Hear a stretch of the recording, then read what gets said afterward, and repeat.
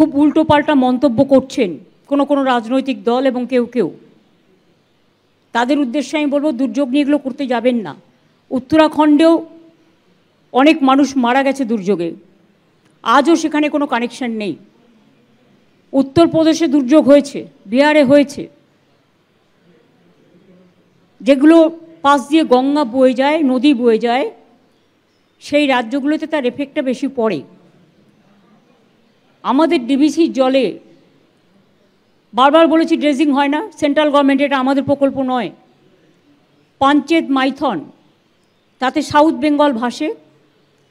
আর বিহার এবং ইউপির যে জলটা, উত্তরাখণ্ডের জলটা, গঙ্গা তো একটাই, গঙ্গা দিয়ে প্রবাহিত হয়ে যেহেতু বাংলাটা নৌকার মতো, সব জলটাই আমাদের গঙ্গায় এসে পড়েছে। ফলে এমনিতেই গঙ্গা টুবুটুবুই ছিল, তার উপরে যে বর্ষাটা কালকে হয়েছে, ফলে এটা অতিরিক্ত জলটাকে বাড়িয়ে দিয়েছে। এবং মহালয়ার সময় আপনারা জানেন যে খুব হাই টাইড, অর্থাৎ সরাসরি যেগুলো যে বানটাকে বলে খুবই বড় টাইপের বান, সেই বানটা হওয়ার ফলে,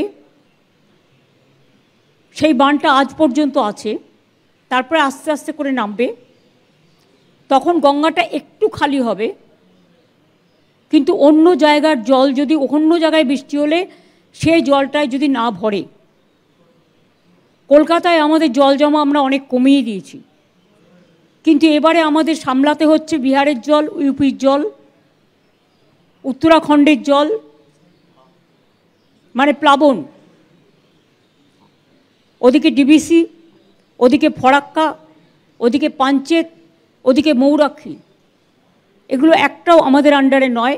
এবং এর ড্রেজিংয়ের টাকা আমাদের কাছে এক পয়সাও দেওয়া হয়নি। এটা পরিষ্কার।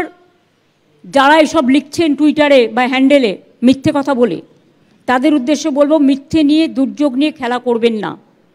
যারা দুর্যোগকে নিয়ে রাজনীতি করেন তাদের আমি ধিক্কার জানাই, মানুষের পাশে না দাঁড়িয়ে। এইটুকু মিনিমাম সৌজন্য তাদের কাছ থেকে আমরা প্রত্যাশা করি। উত্তরাখণ্ডে অত ধস নামার পরেও, অত মানুষের মৃত্যুর পরেও আমরা কিন্তু একটা কথাও বলিনি। বলতে পারতাম, দিল্লিতে যখন জলে টুবুটুবু আমরা বলতে পারতাম, মহারাষ্ট্রের জলে টুবুটুবু আমরা বলতে পারতাম, ইউপিতে জলে টুবুটুবু আমরা বলতে পারতাম। উত্তরাখণ্ড বৈষ্ণু মাতার মন্দির থেকে শুরু করে সব জায়গায় ধস নেমেছে, আমরা বলতে পারতাম। কিন্তু জেনে রাখবেন, ভদ্রতার একটা সীমা আছে। রাজনীতি করলেও আমাদের রাজনৈতিক সীমা লঙ্ঘন করা উচিত নয়। এবং প্রকৃতি আমাদের হাতে নেই, মনে হচ্ছে প্রকৃতিটাকেও আমরা কন্ট্রোল করি। আপনারা জবাব দিন না, ফরাক্কার ড্রেজিং কেন হয়নি? ফরাক্কার জল তো বাংলাদেশকে দিয়েছিলেন, তারপরে তো ড্রেজিং করার কথা ছিল, কেন করেননি? পলি মাটি জমে গিয়ে সেই জলটা আমাদের এখানে চলে আসছে, বিহার ইউপির জলটা ফরাক্কায় আসছে, ফরাক্কা থেকে আমাদের গঙ্গায় আসছে। তা গঙ্গা যদি জল ধারণ ক্ষমতা কমে যায় এবং জলে জলে প্লাবিত হয়, তাহলে কলকাতার জলটা যে আমরা ফেলবো, কোথায় ফেলবো? আমাদের সরকার আসার পরে আমরা 5.5 লক্ষের ওপর পুকুর কেটেছি, সেই জলটাও সেখানে গিয়ে পড়ছে। 500 চেকডাম করেছি, তাতে গিয়ে জল পড়ছে। বাংলার জল বাংলার সামলানোর ক্ষমতা আছে, বাংলার বর্ষা, বাংলার বন্যা যাতে না হয়, কিন্তু বাইরের দায়িত্বও আমাদের কাঁধে আসছে। তার উপরে এই অসম্ভব প্রাকৃতিক দুর্যোগ, 4-5 মাস ধরে বর্ষা চলছে কন্টিনিউয়াস, গ্রীষ্মকালটাও বর্ষাকাল হয়ে গেছে, শরৎকালটাও বর্ষাকাল হয়ে গেছে। এমন একটা অবস্থা যে বর্ষার মধ্যেই, দুর্যোগের মধ্যে বর্ষাও তাড়াতাড়ি এসছে এবং পুজো এবার তাড়াতাড়ি এসছে, এবং সেই জন্যেই মানুষকে সাফার করতে হচ্ছে। যেহেতু কলকাতায় আজকে এত দুর্যোগ হয়েছে বা একটু আশেপাশে, মেট্রোর কাজ হচ্ছে, আমাকে এনকেডিএ থেকে বলা হলো এবং হিডকো থেকে, তাদের সমস্ত মেটেরিয়ালস পড়ে সমস্ত নালিগুলো বন্ধ হয়ে গেছে, ফলে এনকেডিএটা ডুবেছে, এনকেডিএর এরিয়াগুলো, হিডকোর এরিয়াগুলো। এটা আপনাদের মাথায় রাখতে হবে। যারা একটা কাজ করে তারা দিনের পর দিন রাস্তার মধ্যে পাথর ফেলে রেখে দেয়, বালি ফেলে রেখে দেয়, মেটেরিয়াল ফেলে রেখে দেয়, ফলে জলটা বেরোবার জায়গাটা হয় না, আর বৃষ্টি হলে সেগুলো নালায় ঢুকে যায়। এটা দায়িত্ব তাদের নিতে হবে, যারা এর জন্য দায়িত্ববান, দায়িত্বশীল। আপনারা নিজেদের লোকেদের বলুন একটু দায়িত্বশীলতার পরিচয় দিতে। আমি এটা বলতাম না যদি আপনারা নিজেরা রাজনীতি না করতেন।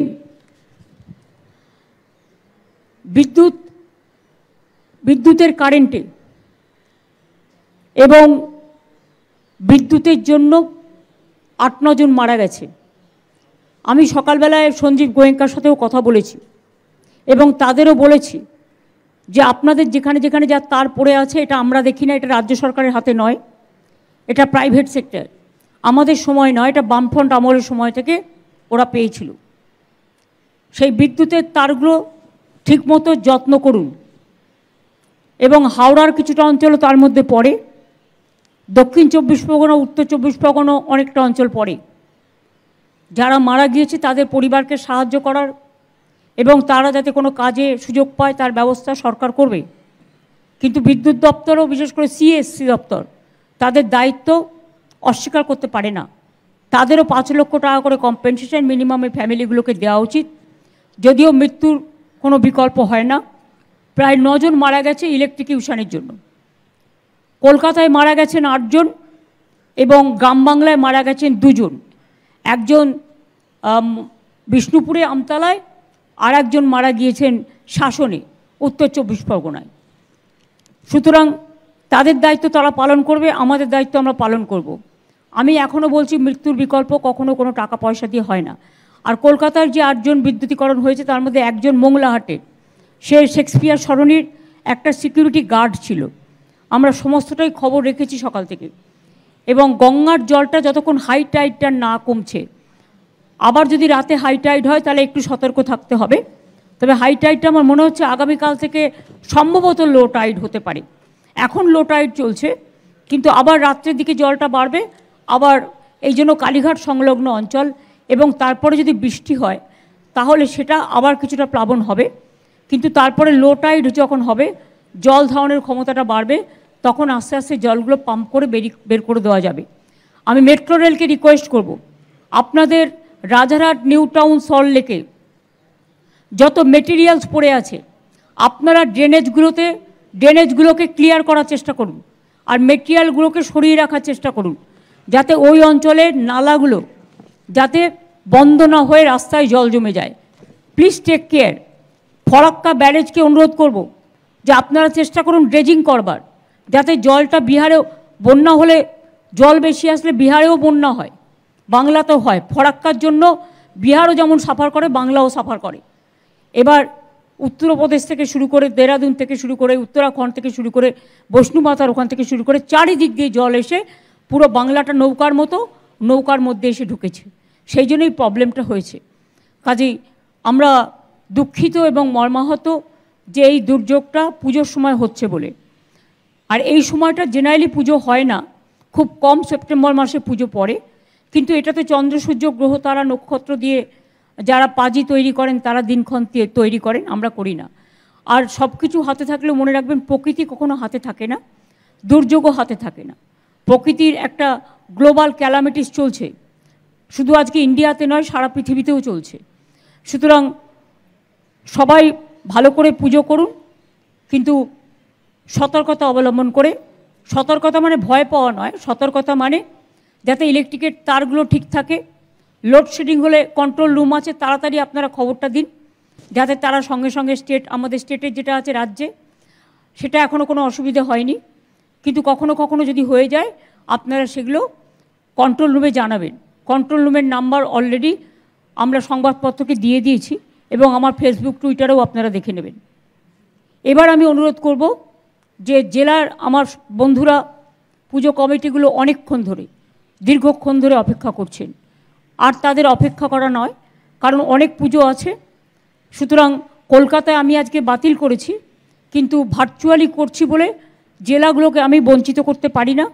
এবং তাই কলকাতার প্রতি সহমর্মিতা জানিয়ে এবং মর্মাহত আমাদের সবাই রাস্তায় আছে, প্রশাসন থেকে শুরু করে সকলে, আমি অনুরোধ করব শান্তনুকে, আইএনসিএ দপ্তরের প্রিন্সিপাল সেক্রেটারি এবং পাওয়ার ডিপার্টমেন্টের, এবং ইন্দ্রনীল সেন আমাদের মন্ত্রী, কালচারাল ডিপার্টমেন্টের এবং ট্যুরিজম ডিপার্টমেন্টের, তারা তাদের পুজো কমিটিগুলোর নাম ঘোষণা করবেন এবং কে কোথায় আছে সেটা ঘোষণা করবেন।